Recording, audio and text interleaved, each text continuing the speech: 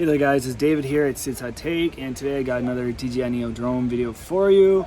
And as you can tell, I am not wearing the same clothes as I was in this video because I thought to myself, well, I'll just be flying my drone autonomously, so I'll just leave my phone home.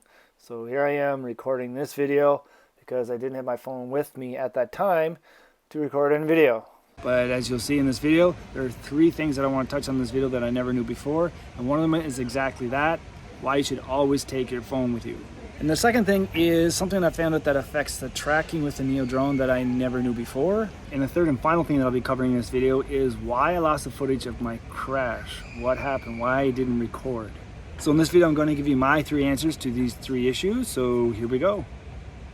So the first of two reasons why you'd want to bring your cell phone with you when you're flying your drone autonomously is, and there's a free gun show for you, is because in case your drone gets into a place where you can't get at it, well, you can whip up your phone to bring it back to you. So here's a good example here. Here's a drone coming out for me, but if it goes out over the edge where I can't reach it when it's coming back in, how am I going to get the drone back into me without my phone? And the second reason why you'll always want to bring your phone with you when you're flying your drone, which I clearly will be from here on in, is just in case you lose your drone. I know when I was home in Canada last summer visiting from Korea, and I crashed my drone in some really high thick grass and I couldn't find it.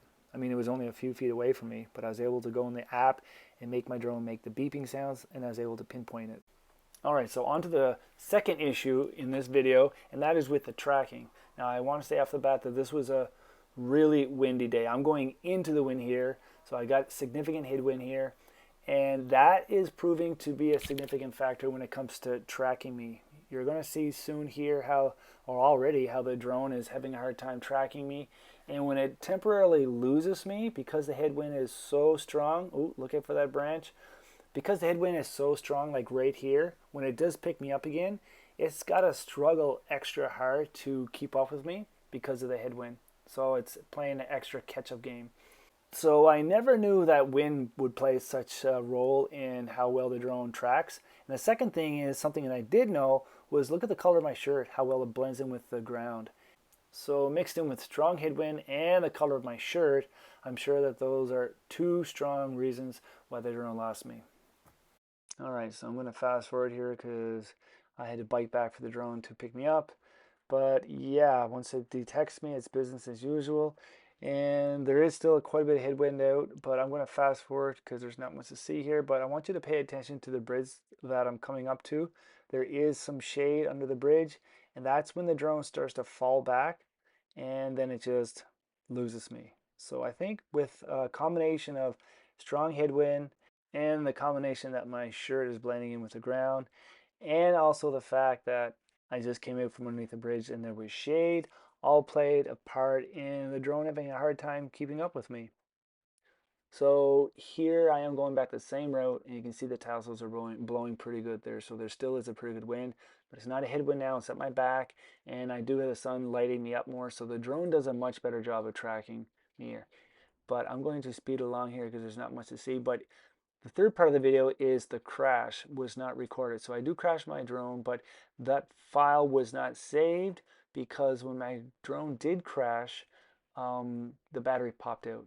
So I never knew this before, but I guess a DJI Neo drone records in chunks. That's why a few seconds up until the crash, there's no record of it. But there's a solution to this. You can go on Amazon and find straps for the battery, so the battery won't fall off when you crash.